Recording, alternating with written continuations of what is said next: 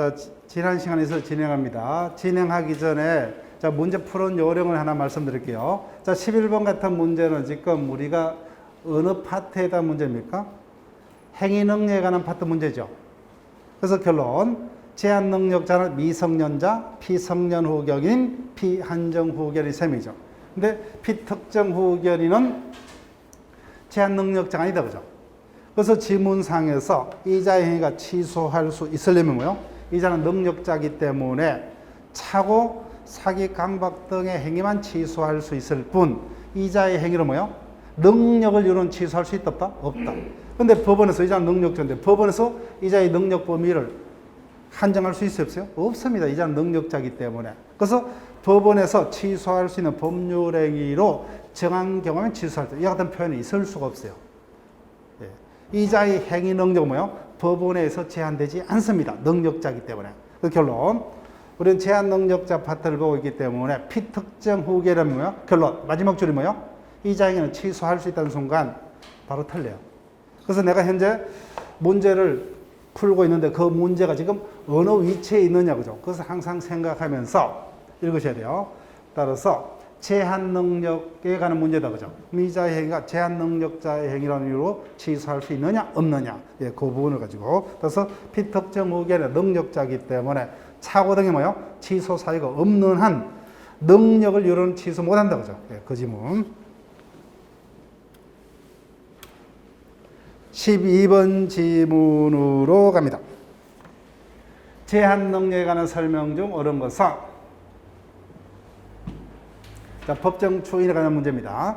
자, 미성년자가 체크를 하시고 법정 대리인의 동의 없이 매매 계약을 체결하고 성년이 되기 전에 스스로 채무의 일부를 이행합니다.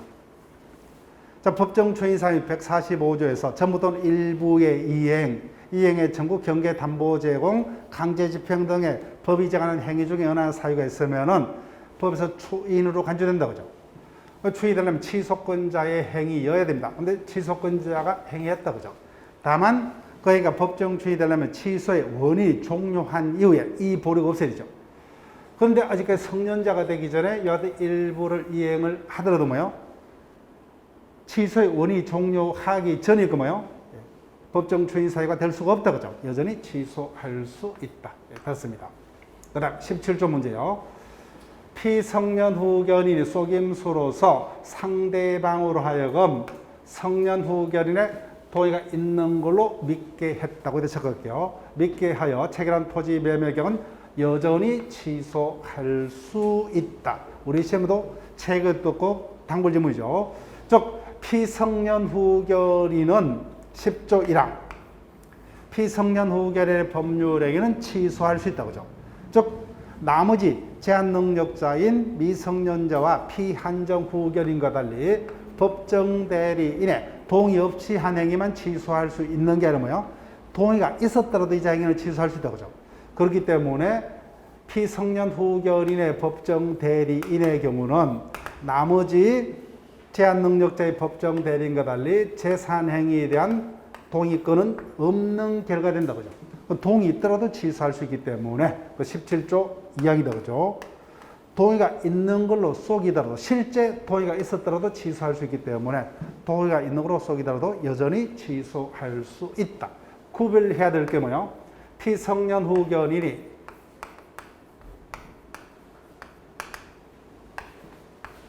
자신을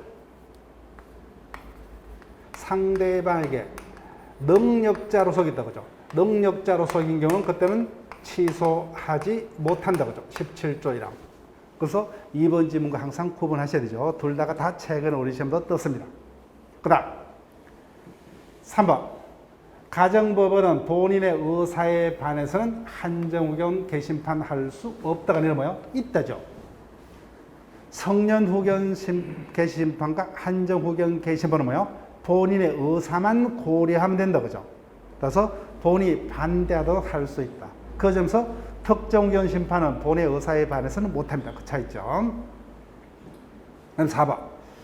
가정법원이 특정후견 심판을 하는 경우에는 14조의 2의 3항 특정후견의 기각 또는 사모의 범위를 정하여야 한다고죠. 정답 4번. 우리 시험 답은 아니었지만 지문화가 되었었습니다. 그 다음 제한 능력자의 취소권은 재판에서 의사표시를 하는 방법으로 행사를 할 수 없다. 틀렸다, 그죠? 취소권 행사 방법은 제한이 없죠, 그죠? 제한이 없습니다.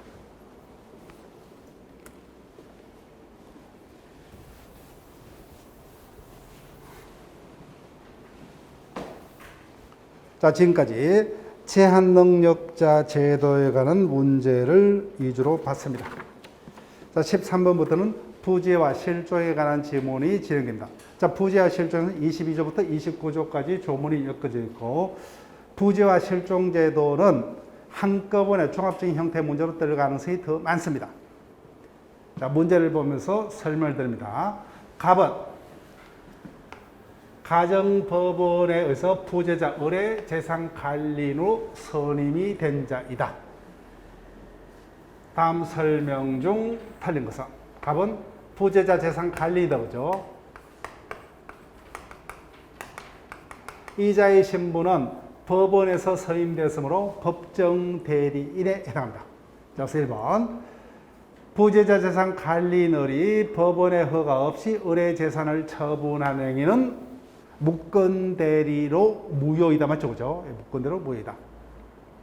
자, 그 다음 부재자 재산 관리인이 법원의 허가 없이 의뢰 부동산을 벽에 매도하는 계약을 체결한 후에 법원의 허가를 얻으면 추인해서 그 매매는 유효하게 된다. 가장 많이 출제가 되던 지문이다. 그죠? 즉 처분 행위를 하면은 법원의 허가를 받아야 된다. 이때 허가는 뭐예요? 사전 허가뿐만 아니라 사후 허가도 가능하다. 그 지문이죠. 사후 허가도 가능하다. 그 다음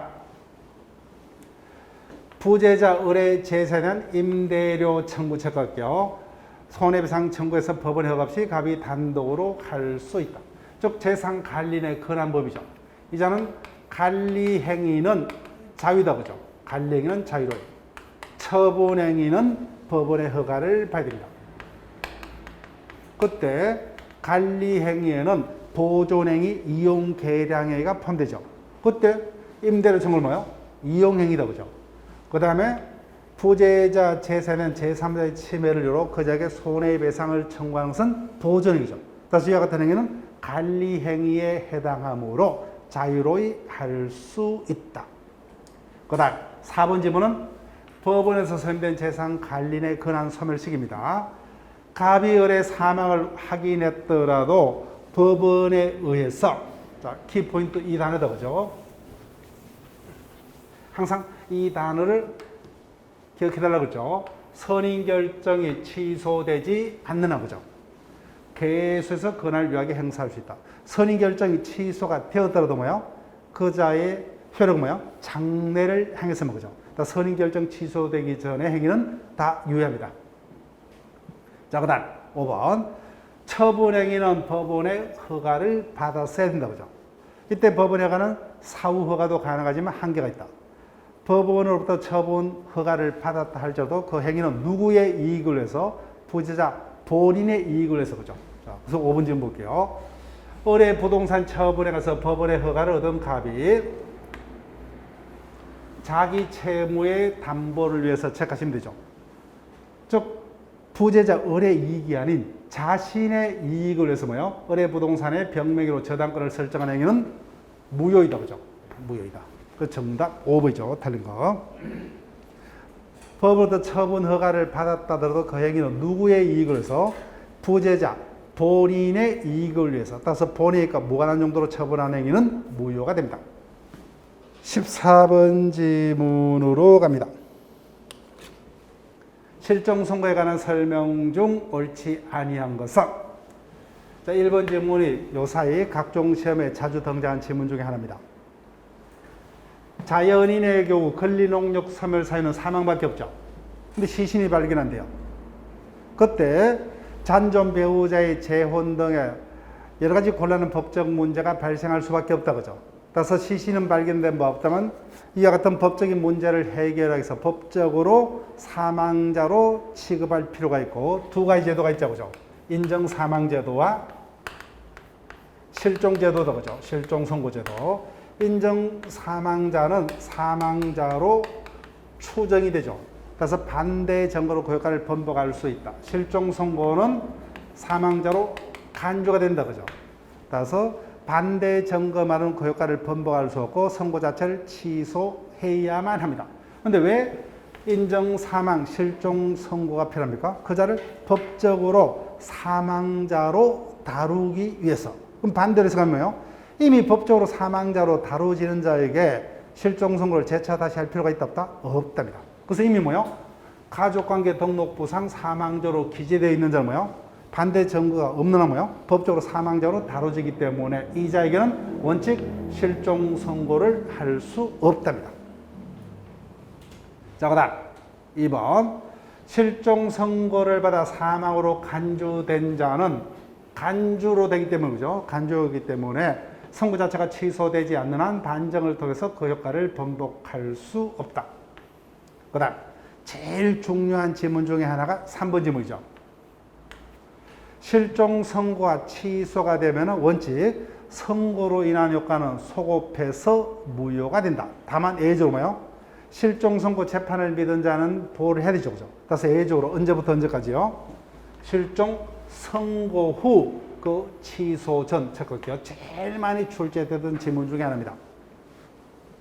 각종 시험에 실종 선고 이후에 그 취소 전에 선의로 한 행위는 실종 선고 취소가 있다도 뭐요? 영향을 받지 아니한다. 그죠? 그대로 유효합니다. 그 다음 실종 선고 청구를 하면은 공시최고 절차를 거쳐야지만 취소를 청구할 때는 뭐요? 공시최고를 유하지 않는다. 그죠? 공시최고를 할 필요가 없다. 자, 그 다음에 5번 지문 기억할게요. 자, 요 판례 내볼게요. 실종자를 당사자로 한 판결이 확정이 된 후에 갑에 대해서 판결이 있었습니다. 그 이후에 갑에 대해서 실종 선고가 재판이 내려졌고 뭐요? 그로 인해서 법적으로 사망으로 간주된 시점이 소재기 이전으로 소급하는 경우에 특별한 사정이 없는 한 그 판결은 당사에 능력이 없는 사람을 상대로 한 판결로서 무효이다. 자, 틀렸습니다. 즉 예를 들게 되면은 갑에 대해서 2010년도 1월 10일자에 판결이 있었습니다. 이때는 갑은 뭐요?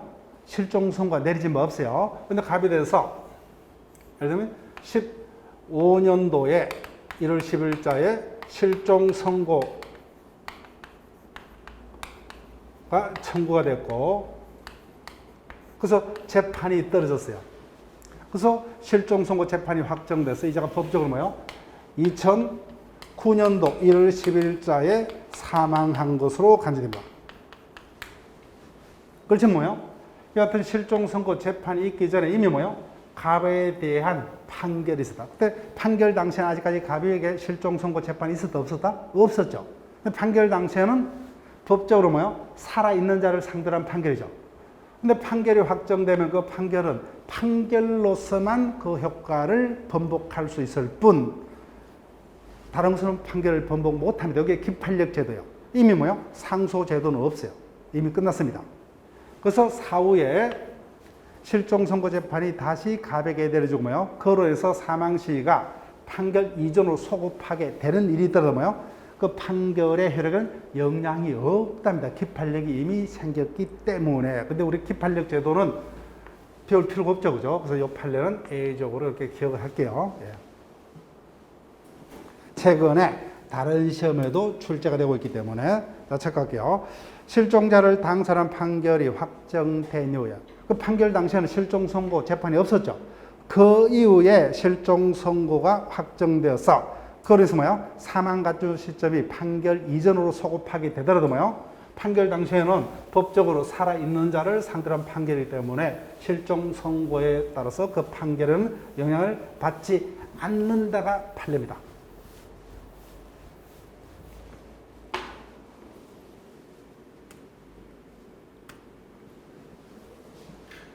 5번 지문으로 갑니다. 갑은 18년 3월 5일 추락입니다. 그럼 특별실종이죠. 특별실종은 생사불명 기간이 1년이죠. 그죠? 자, 그럼 언제 사망입니까? 19년 3월 5일 24시가 사망 시점이다. 그죠? 추락으로 생사불명이 됐고, 20년 3월 5일 갑에게 실종 선고가 내려졌다. 갑에게는 처을이 있다. 다음 설명 중 틀린 것을 모두 고르면은, 갑은 2018년 3월 5일 사망으로 간주된 터다. 그죠? 추락한 때로부터 뭐야? 1년이 경과한 후다. 그죠? 19년 3월 5일입니다. 그 다음, 리언. 21년 4월 5일 갑이 종래 주소지로 살아서 돌아왔다. 그죠? 거기 찾아갈게요. 살아서 돌아왔다. 자신의 부동산을 벽에 임도한 경우 실종 선고를 취소치 않으면 그 임대차 계약은 무효이다. 틀렸다. 그죠? 우리 시험도 이미 떴죠. 즉 실종 선고 제도는 재혼, 상속 등의 길을 열어주기 위해서 종래, 주소지를 중심으로 한 사법적 법률 관계만을 종료시킨다. 그죠? 따라서 다른 곳에서의 생활관계, 생활 이후의 생활관계는 뭐예요? 이미 살아있음이 눈으로 확인되기 때문에 실종 선고 취소할 필요 없이 뭐예요? 권리 의무 획득할 등 행위를 유효하게 할 수 있다. 그죠? 따라서 이 경우는 살아있는 자이기 때문에 그 자의 계약은 무효가 아니라 뭐예요? 유효죠. 유효. 따라서 다른 곳에서 생활관계라든지 생활 이후의 법률관계는 실종 선고 취소와 상관없이 유효하게 할 수 있다. 자, 3번 질문 갑니다. 이거 19년 4월 5일 선의인 의리. 자, 그럼 19년 4월 5일 체크할게요. 이게 어떤 지문이요? 금방 봤던 14번의 3번 지문이죠. 실종 선고가 취소되면 그 선고로 인한 효과는 소급해서 뭐 해야 된다고 하죠. 다만 예외적으로 언제부터 언제까지 행위는 실종 선고 후 취소 전에 선회한 행위는 부과됩니다. 자, 그럼 다시 볼게요. 그래서 실종 선고가 언제 있었습니까? 20년 3월 5일에 선고가 있었죠. 그런데 19년 4월 5일에 을이 정에게 갑소의 부동산을 양도했습니다. 그때 뭐예요? 실종 선고도 있기 전에 행위 때문에 필요 없다. 그죠? 무조건 종전의 선고가 취소되면 무효가 됩니다. 언제부터 언제까지 행위만? 실종 선고 이후에 그 취소 전의 행위만 부과됩니다. 그 사안의 경우는 실종 선고도 있기 전에 행위 때문에 이 경우는 뭐야? 아무리 선의일지라도 선고 자체가 취소되면 소급해서 무효가 됩니다. 자, 그 다음 리얼로 갑니다.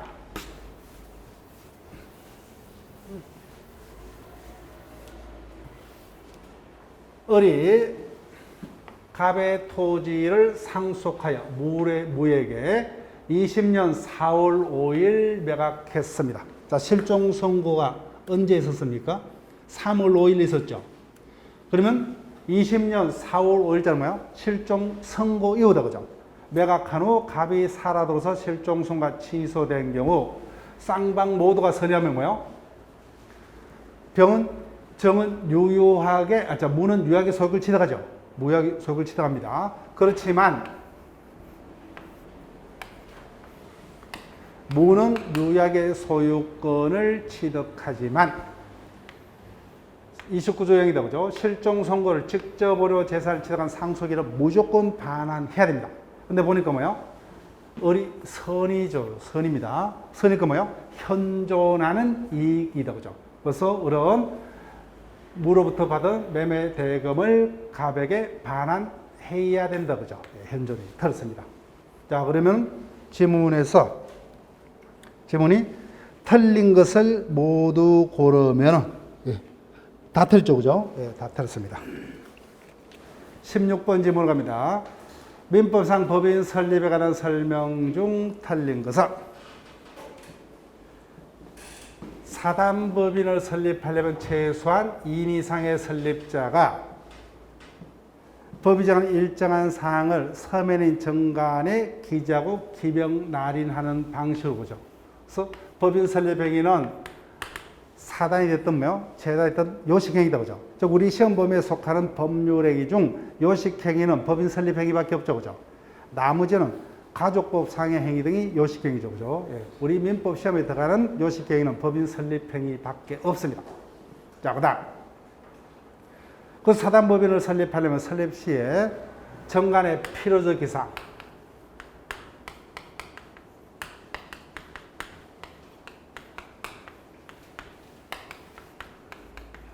목명 사자의 사조이다. 그죠?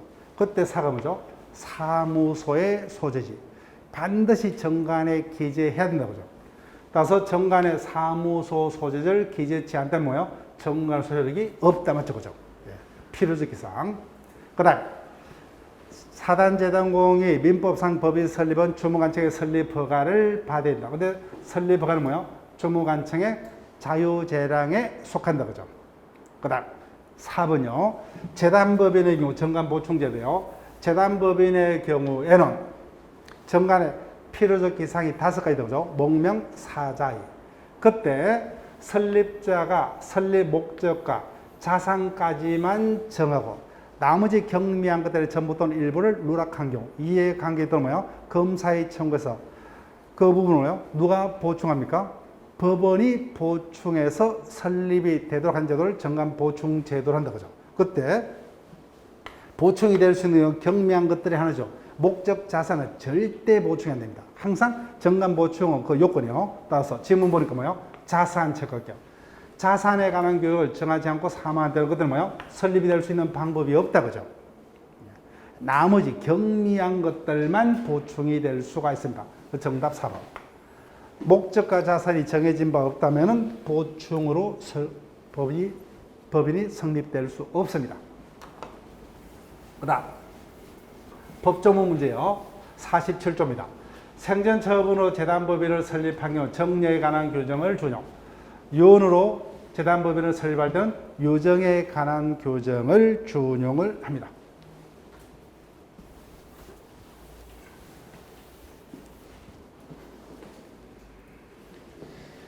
17번 지문으로 갑니다. 법인의 불법에 관한 설명 중 다른 것은, 자, 법인 파트에서는 설립부터 뭐요? 법인의 소멸까지 어떤 종합적인 지문 형태로 될 가능성이 많죠. 그렇지만 법인 파트에서 단일한 주제로서 하나의 문제가 온전히 구성될 수 있는 파트가 2군데다. 그죠? 불법행위 책임과 비법인 사단에 관한 논점입니다. 나머지는 종합적인 형태로 될 거예요. 자, 17번 갑니다. 법인의 불법행위가 성립하려면 다음 설명 중 틀린 것은 1번 법인의 불법행위가 성립하려면 행위자가 대표자여야 된다. 그죠? 대표자의 행위여야 되고 그 대표자가 일반 불법행위 성립 요건을 충족을 해야 됩니다. 이때 대표자인지 여부는 뭐예요? 실질적으로 파간다고요. 실질적으로. 따라서 명칭이 이사이냐, 이사로 등기되냐 따지지 않고 실질적으로 법인을 운영하면서 사실상 법인을 대표한 자이면 좋거나 이미 우리 시험 떴습니다. 대표자의 행위가 되고 그 다음 대표자의 모든 행위가 아니라 뭐예요? 그 직무 행위에 관해서만. 그죠? 이때 직무 행위에 해당 여부는 외형적으로 판단하죠. 그래서 외형상 대표기관의 직무 행위로만 보이면 설사 그것이 대표기관 개인의 사리를 도모하기 위한 대표권 남용 행위 이건 거죠. 법에 위반되는 행위거든 다 법인의 불법행위가 성립한다. 다만 상대방 피해자가 이미 대표기관의 직무행위에 속하지 않음을 알았거나 그죠. 몰랐더라도 중대한 가실로 모르는 경우는 그때는 법인의 불법행위가 성립할 수 없다. 그 다음 효과입니다. 법인의 불법행위가 성립하면 피해자는 법인뿐만 아니라 뭐요? 대표기관 개인인 가해 이사에 대해서 손해배상 청구를 행사할 수 있다고 하죠. 35조이랑. 대표기관도 책임을 면하지 못한다. 양자는 부진정연대입니다. 자, 4번 혹시나 틀리다면 주의하세요. 35조 법인의 불법행위 책임은 무과실 책임이죠. 무과실 책임이다. 그죠? 따라서 요건이 고비되면 법인은 무조건이에요. 법인은 대표기관의 선임 감독에 관해서 고의 과실이 없으면 뭐예요? 입증하다도 그 책임을 면하지 못한다. 그죠? 무조건 책임을 져야 된다. 무과실 책임. 그 다음 대표기관은 이사, 임시이사, 특별대리인, 청산인 등이 당연히 포함된다. 그죠? 그 청소년이 그 직무에 가서 타인에게 손해가면 법인의 불법행위가 성립한다. 그죠? 네, 정답은 4번이 됩니다. 18번 질문으로 갑니다. 민법상 A 법인 이사 갑의 불법행위로 갑이 이사입니다. A 법인 상대방에게 손해가 발생했다. A의 불법행위라는 설명으로 틀린 것은 답은 너무 쉽게 듣습니다. 법인의 불법행위가 성립하더라도 뭐요? 대표기관 개인도 그 책임을 면하지 못한다. 그죠? 그래서 A의 불법행위가 인정되는 경우 대표기관 갑은 맞죠? 그죠? 면책되지 않는다. 그죠? 35조이랑. 따라서 피해자는 선택적으로 아무에게나 책임을 물을 수 있다. 그죠? 부진정연대. 그 다음 2번 중요합니다. 우리 시험도 최근에 여러 번 떴죠. 행위자의 신분이 대표라면 뭐요? 그때는 법인의 불법행위가 성립합니다. 근데 행위자의 신분이 대표가 아닌 피용자라면 뭐요? 그때는 법인이 사용자 책임은 질 수는 있으나 불법의 책임은 성립할 수 없죠. 그죠? 따라서 어느 하나가 성립하면 원칙적으로 나머지 하나는 성립할 수 없는 구조입니다. 따라서 A의 불법행위가 성립하는 경우 A 법인은 뭐요? 사용자 책임은 부담하지 않는다. 그죠? 그래서 양자는 동시에는 성립할 수 없음이 원칙이다. 그죠? 행위자가 대표기관이라면 A 법인 자신의 불법행위가 성립함에 반해서 행위자가 피용자라면 뭐요? 사용자 책임만 성립할 수 있다. 그죠? 자, 그 다음 3번 대표기관의 직무행위여야 되죠. 직무행위 여부는 외형적으로 판단합니다. 따라서 갑의 불법행위가 외형상 대표기관의 직무행위라고 볼 수 있다면은 그때는 뭐예요? 설사 그 행위가 대표기관 개인의 사리를 도모하기 위한 대표권 남용 행위였던 거죠. 또는 법에 위반되었더라도 법인의 불법행위가 성립한다. 그렇지만 상대방 피해자가 이미 뭐요? 그 행위가 대표기관의 직무행위가 아님을 안 경우 체크할게요. 안 경우 또는 뭐요? 모르더라도 중과실로 모르는 경우다. 그죠? 중과실로 모르는 경우. 이런 경우에는 법인의 불법행위는 성립하지 않는다다. 그죠? 않는다. 예, 틀렸습니다. 그 다음 4번은 답이 있다. 그죠? 갑에게 대표권이 없다. 체크할게요. 법인의 불법행위가 성립하려면 대표기관의 행위여야 된다. 그죠? 그래서 갑이 대표가 되면 아니라면 A 법인의 불법행위는 성립하지 않는다. 그 다음 5번 35조 2항입니다. 대표기관이 A 법인의 목적 범위 외의 행위를 했다. 그죠? 그때는 법인의 행위가 아니기 때문에 법인의 불법행위는 성립할 수 없다. 그때는 대표기관 개인의 불법행위에 불과하다. 그죠? 따라서 A 법인의 불법행위는 성립하지 않는다. 다만 피해자를 두텁게 보호하기 위해서 그 사항 의결에 찬성한 사원 등이 있으면 뭐요? 연대해서 책임을 진다. 그죠? 그래서 정답 3번입니다. 상대방이 갑의 행위가 직무행위에 속하지 아니함을 뭐요? 알았거나 중대한 과실로 모르는 경우에는 그때는 법인의 불법에는 성립하지 않는다. 그죠? 19번으로 갑니다. 민법상 법인의 정관에 관한 설명을 옳은 것을 모두 고르면 자, 기억이 아직 우리 시험은 쏙인 바는 없어요. 근데 기타 시험에 최근에 이와 같이 쏙입니다. 사단법이 됐던 뭐요? 재단법이 됐던 정관 변경은 주무관청의 허가만 있으면 변경이 된다. 그죠? 등기는 정관 변경 효력과는 상관없어요. 그래서 등기하여야 정관 변경 효력이 생긴다. 됐다. 그죠? 등기할 필요 없다. 그죠? 등기는 왜 합니까? 그 사항을 제3자에게 대항하기 위해서. 그죠? 그래서 등기는 대항 요건에 불과합니다. 그래서 등기치 않더라도 뭐요? 주무관청에 정관 변경 허가만 있으면 정관은 변경이 됩니다. 다만 그 사항이 등기 사항이라면 등기치 않았다면 뭐요? 제3자에게 변경으로 대항만 못할 뿐이에요. 자, 근데 물어볼게요. 법인의 경우 등기 사항 중 성립 요건은 뭐밖에 없어요? 설립 등기밖에 없죠. 나머지 모든 등기는 등기치 않더라도 뭐요? 효력에는 영향이 없어요. 다만 등기한 바 없다면은 제3자에게 대항만 못할 뿐이에요. 그 다음 니은 정관병에서 가장 많이 출제되는 논제입니다.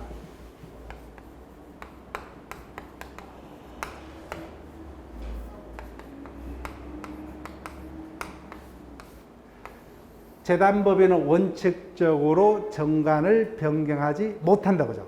다음에 예외적으로 정관을 변경할 수 있더라도 자 보세요. 재단법인의 경우는 재산의 단체이기 때문에 정관에는 반드시 그 기본 재산을 기재합니다. 그때 기본 재산이 증가 내지 감소가 된다. 한마디로 기본 재산이 변동이 있다면 정관 변경에 해당하므로 누구의 허가를요? 주무관청의 허가를 받아야 됩니다. 따라서 일정한 재단법인 회의가 이와 같은 기본 재산의 변동을 초래한 행위라면 주무관청의 허가를 받아야 돼요. 자, 근데 그 변동을 초래한 행위인지 볼게요. 재단법인의 기본 재산의 저당권을 설정했다. 여기다 체크할게요. 저당권을 설정하기는 특별한 사정이 없는 한 정관 변경에 해당되지 않는다. 그죠? 정관 변경에 해당되지 않는다. 그렇기 때문에 결론, 주무관청의 허가를 받을 필요 없다. 그죠? 쭉. 저당권만 설정했어요. 저당권 설정. 이 행위 자체만은 아직까지 전국적으로 기본 재산의 변동이 생겼다, 안 생겼다? 안 생겼죠. 근데 언제 생깁니까? 저당권 실행이 되면, 그죠? 실행이 되면. 다른 말로 경매죠. 저당권을 실행해서 경매가 되면 변동이 되죠. 그때는 주무관청의 허가를 받아야 됩니다. 근데 단순히 저당권을 설정한 행위 자체는 아직까지 재산의 변동이 없기 때문에 정관 변경이 아니므로 법원의 허가를 받을 필요 없다. 그죠? 그 다음, 이거. 사단법인의 정관 변경의 요건구조 42조. 사단법인의 경우 정관 변경과 해산은 누구만의 정권이요? 총의 정권이다. 그죠? 즉, 총회만이 결정할 수 있고, 원칙적으로 정관에 다른 교적이 없는 한, 그죠? 총사원의 3분의 2 이상의 동의가 있어야 한다. 맞죠? 그죠? 20번으로 갑니다. 이사의 대표권 행사에 관한 설명으로 틀린 것은 1번 59조 2항이요. 대표 방식은 대리 방식에 관한 규정을 준용한다. 그죠? 현명주의, 표현대리, 무건대리에 관한 규정이 그대로 준용된다. 그래서 이자가 대표권을 행사할 때는 법인을 위한 행위임을 현명하여야 된다. 그죠? 현명의 방법은 제한 없다. 그죠? 그 다음, 여러 소인이다. 그죠? 그때는 뭐요? 각자 대표다. 그죠? 예, 각자 대표 59조. 그 다음, 사무집행은 정관에 다른 교정이 없는 뭐요? 이사의 가반수를 결정한다. 그죠? 예, 대표는 각자, 사무집행은 이사의 가반수. 그 다음, 3번 지문. 이 지문 출제가 될 수 있습니다. 우리 시험도 예전에 9회차 그 은절에서 뭐요? 이 지문이 이미 출제가 됐어요. 근데 최근에는 출제가 된 법 없어요. 비법인 사단도 뭐요? 정관으로 이사의 대표권을 제한할 수가 있다. 그죠? 근데 문제는 비법인 사단이기 때문에 그 제한을 등기할 방법이 없다. 그때 정관에 이사의 대표권 제한 규정서 제3자에게 대항하려면 뭐요? 일반으로 갑니다. 그때 상대방이 뭐요? 이와 같은 이사의 대표권 제한 사실을 알았거나 알 수 있었던 경우에만 대표권 제한으로 대항할 수 있다. 따라서 상대방이 뭐요? 그 대표권 제한 사실을 몰랐다. 그죠? 선의 무과실로 몰랐다면 대표권 제한으로 대항하지 못한다. 따라서 대표행위는 유효하다. 그죠? 예, 이 부분 기억하셔야 돼요. 그럼 반대로 상대방이 이미 대표권 제한 사실을 알았거나 알 수 있을 때는 뭐예요? 그때는 대표권 제한으로 상대방이 대항할 수 있죠. 그때는 대표권 제한에 위반되는 경우는 무효이다. 그죠? 이 표현을 기억하셔야 돼요. 자, 그 다음 4번 대표권 남용 행위입니다. 이사가 대표권 범위 내에서 자신의 개인적 이익을 목적으로 권한을 행사를 한 경우. 여기 뭐예요? 대표권 남용이죠. 대표권 남용. 이사가 했다면 뭐예요? 대리권 남용이다. 그죠? 이 같은 대표권 남용은 원칙 유효. 다만 상대방이 이 같은 대표권 남용 사실을 알았거나 알 수 있었던 경우는 무효다. 그죠? 비진입 표시 규정을 유추해서. 그런 표현이에요. 자, 보세요. 이미 상대방이 이사의 진위를 알았거나 알 수 있었다 그죠? 거기다 체크할게요. 그때는 이사의 대표권 남용행위는 법인에 대해서 무효다 그죠? 그래서 대표권, 대리권 남용에 대해서는 뭐요? 비진위 표시 규정을 유추주게 한다 그죠? 그래서 상대방이 이미 대표기관회의가 법인의 이익이 아니고요, 자신의 이익 도모에 있음을 그 진위를 뭐요? 상대방이 이미 알았거나 알 수 있다는 무효다 그죠? 그 부분. 자, 그 다음에 5번 질문 갑니다. 여기다 체크할게요. 강행법규 위반 대표행위 결론 무효입니다. 무효 적으시고, 이사가 법인의 기본 재산을 처분하려면 주무관청의 허가를 얻어야 한다는 강행법규를 위반해서 앞부분 볼 필요도 없죠. 이사가 강행법규를 위반했습니다. 강행법규 위반 행위는 무효죠. 무효이기 때문에 상대방의 것 같은 사실, 선의 무과시하면 그 행위는 유효하다. 이런 표현이 있을 수 없다 그죠? 선의의 제3자가 보호될 수 있는 무효는 뭐밖에 없어요? 비진위 표시, 허위 표시 무효밖에 없어요. 나머지 모든 무효는 뭐예요? 무조건 싹 다 누구에게나 무효입니다. 이 같은 표현은 있을 수 없다. 4번, 5번 지문을 주의하세요. 예, 4번, 5번 지문. 법인의 기간에 관한 설명으로 옳은 것을 모두 고르면, 자, 기억, 문제집도 있다, 그죠? 이 지문, 최근에 각종 시험에 자주 등장하는 지문이에요. 근데 아직까지 우리 시험은 등장한 법 없어요. 자, 법인의 경우 정관이 있다면 뭐예요? 정관이 민법 규정에 우선해서 적용된다, 그죠? 정관은 자치법규이기 때문에. 자, 한번 볼게요. 법인의 정관에 이사의 해임 사유에 관한 규정이 정관에 기재되어 있다, 그죠? 그러면은 법인은 이사의 중대한 의무 위반 등 특별한 사직이 없는 이상, 여기다가 체크할게요. 이렇게 가로치시고, 이와 같은 이사의 중대한 의무 위반 등 특별한 사직이 없는 한 정관에서 뭐요? 정하지 아니한 사유로는 이사를 해임하지 못한다, 그죠? 원칙. 자, 그럼 반대 해석까지 하셔야 돼요. 그렇지만 뭐요? 예외적으로 정관에 규정되지 아니한 사유 일자로도 뭐요? 이사의 중대한 의무 위반 등 특별한 사정이 있는 경우 뭐요? 그때는 예외적으로 이사를 해임할 수 있다, 그죠?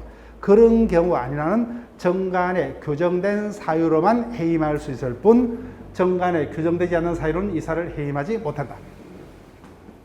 자, 이 지문 원칙으로 뜨든지 뭐요? 외로 뜨든지 우리 시험에서 당연히 출제가 될 겁니다. 올해가 아니면 뭐요? 내년에라도 반드시 뜰 거예요. 자, 그 다음 리얼 쉽다, 그죠? 이사의 인적사항은 등기사항이 아니다, 그죠? 49조. 이사의 인적사항이 등기사항이다, 그죠? 예, 틀렸습니다. 그 다음 64조요. 이사와 법인의 이익이 상반되는 경우 항상 누굽니까? 특별대리죠.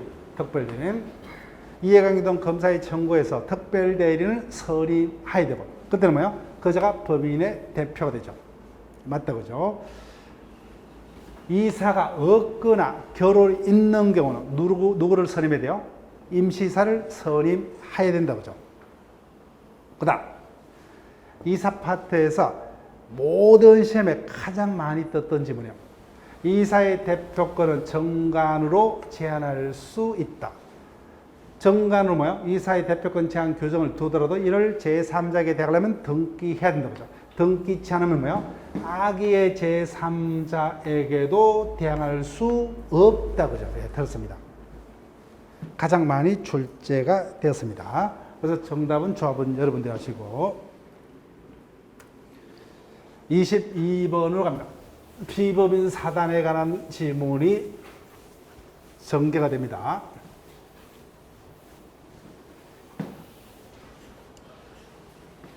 (22번) 권리 능력 없는 사단에 관한 설명으로 옳은 것은, 자, 1번 지문 우리 시험에도 여러 차례 출제가 됐습니다. 비법인 사단이 소송을 수행하는 방법 두 가지 방법밖에 없다, 그죠? 총회 결의를 통해서 대표자가 사단 명의로 소송을 진행하거나 아니면 뭐요? 구성원 전원이 공동으로 요 두 가지 방법밖에 없죠. 그죠? 따라서 1번 같이 뭐요? 아무리 대표자이더라도 뭐요? 심지어는 총회 결의가 있더라도 뭐요? 개인 명예 소송은 할 수가 없다. 그죠?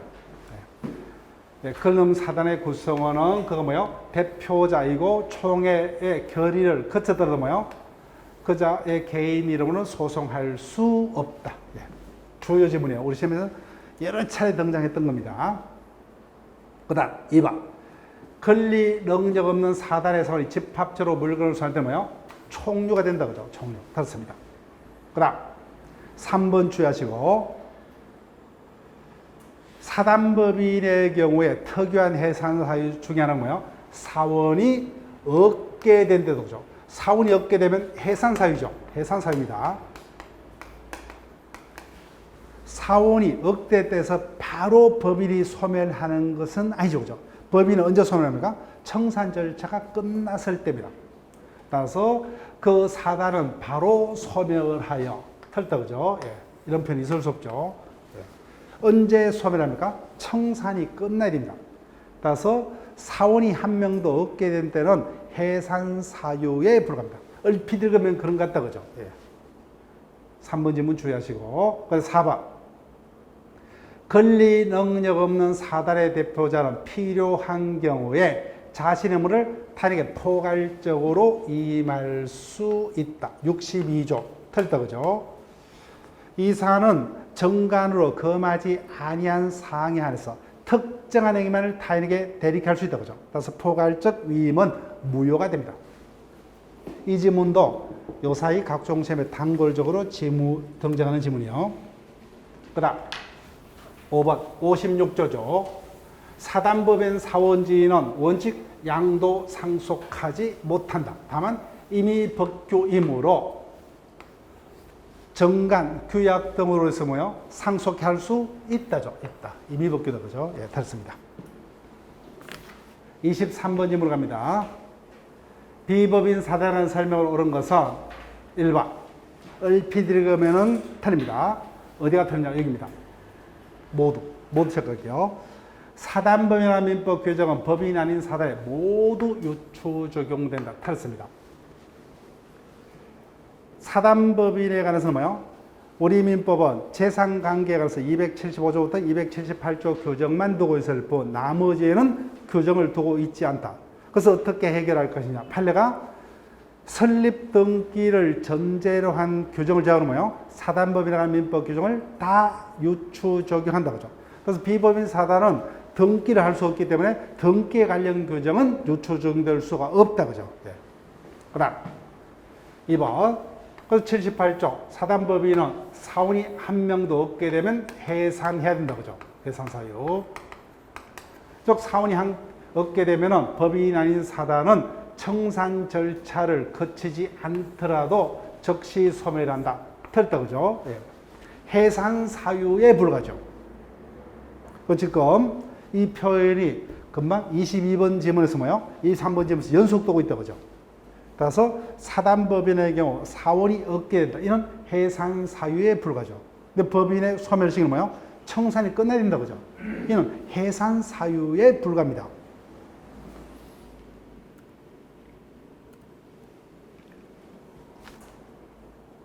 자, 22번에 3번 이 지문이 있었다. 그죠? 예, 연속이죠. 22번과 23번. 그래서 이런 표현들이 뭐예요? 최근에 각종 시험에 자주 등장하고 있다는 거예요.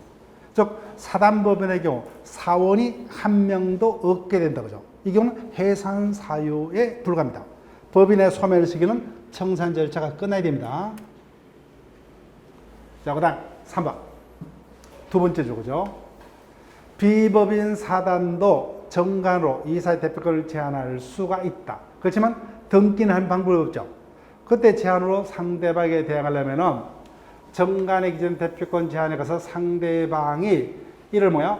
알았거나 알 수 있었던 경우에만 대표권 제한으로 상대방에게 대항할 수 있다. 그죠? 따라서 알았거나 알 수 있었다면은 법인 아닌 사단은 대표권 제한 위반의 거래가 유효치 않음을 주장할 수 있다. 맞죠? 그죠?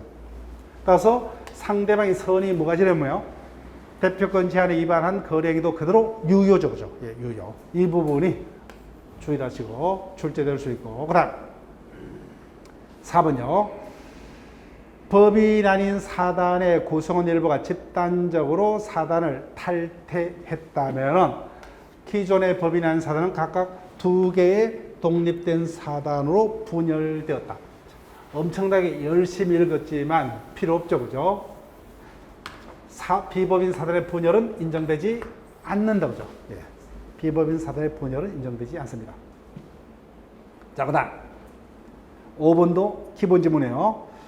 종종재산의 관리처분권에 대해서 거기다 적을게요.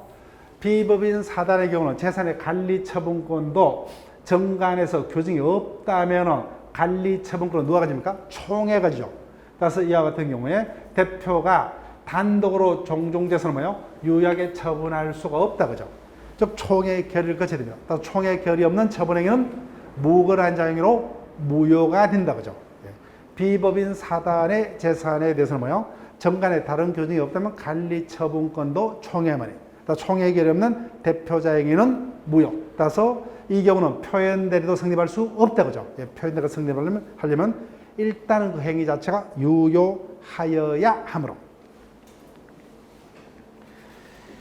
자, 그러면 여기까지 하고 뭐요? 쉬었다가 물건 이하로 이어서 진행을 합니다.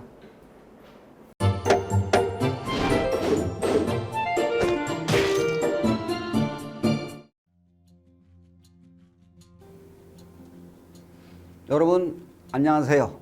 주택관리사 회계원리를 담당하는 김향수입니다. 여러분들이 주택관리사 공부를 하다 보면 방대한 양의 자료를 봐야 합니다. 하지만 그것을 일일이 다 출력을 하거나 보관을 하는 데는 여러분들이 불편함이 있습니다. 이를 해소하기 위해 핸드폰을 활용할 수 있는데요. 네이버 밴드라는 어플을 통해 필요한 자료를 보거나 다운을 받을 수 있습니다. 이 네이버 밴드를 활용하는 방법을 알려드리도록 하겠습니다. 자, 1단계. 자, 네이버 밴드 어플을 다운받습니다. 가장 먼저 안드로이드 버전은 플레이 스토어를 클릭합니다. 아이폰은 앱스토어에서 하시면 됩니다. 그 다음 검색창에서 네이버 밴드를 검색하시고 다운 혹은 설치를 클릭하시면 됩니다. 2단계 밴드 어플에서 주소모를 검색합니다. 설치가 완료되면 어플을 눌러 밴드를 실행시키겠습니다. 밴드 어플을 누르면 이측 상단에 돋보기 모양의 아이콘이 보입니다. 이 돋보기 부분을 클릭하면 맨 위쪽 하얀 공간이 생기는데요. 이곳을 눌러 주수모라고 검색을 합니다. 자, 검색 결과로 주택관리사 수험생 모임이라는 밴드가 뜹니다. 검색 바탕에 하얀 글자의 밴드입니다. 여기를 누릅니다. 3단계 해당 주소모 밴드로 들어갑니다. 이 밴드는 주택관리사를 공부하는 수험생들을 위한 밴드입니다. 수험생들을 위한 시험 정보나 자료가 업로드되어 있어 공부할 때 활용할 수 있는 밴드입니다. 보시는 것과 같이 공지사항이나 강의 자료가 제공되고 있습니다. 4단계 또 다른 꿀팁 모바일 일학습입니다. 이제 핸드폰으로 짬시간을 활용하여 공부하는 학습법을 알려드리겠습니다. 자료 페이지에서 뒤로 가기를 누르면 처음 봤던 페이지가 뜹니다. 여기서 내려가 보세요. 모바일 일학습이란 코너가 보입니다. 이 부분을 누르면요, 교수님들이 매일 업데이트하고 있는 강의 자료들이 보입니다. 핵심 부분이라고 할 수 있는 문제들이 나열되어 있고요. 더 아래로 내려가면 정답과 해설 부분도 있습니다. 맨 아래 부분을 보시면 이렇게 댓글 쓰기도 남길 수 있고요. 스마일 부분을 눌러 좋아요로 표시할 수도 있습니다. 짬을 내어 스스로 학습한 뒤 모르는 부분을 질문도 할 수 있고 하루 동안 공부했던 것을 정리하거나 공부한 소감을 적으실 수 있습니다.